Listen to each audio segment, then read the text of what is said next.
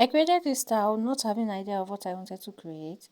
So I pick up the material and I grabbed it up like this, place from back of my head, then cross it at the center like this, like right to left to right twice.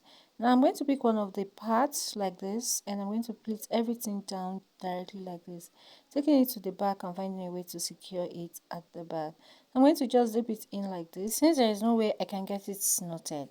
Now after securing it up like this, I'm going to go back to the front and work with the leftover. Just raise it to the back like this, stretch it out a bit at the center, then grab it up like this. Watch my hand so that you can get exactly what I'm talking about. So I'm going to grab it up using my hands to divide the material into two like this, grab an elastic band and use it to replace my hand where I grabbed it.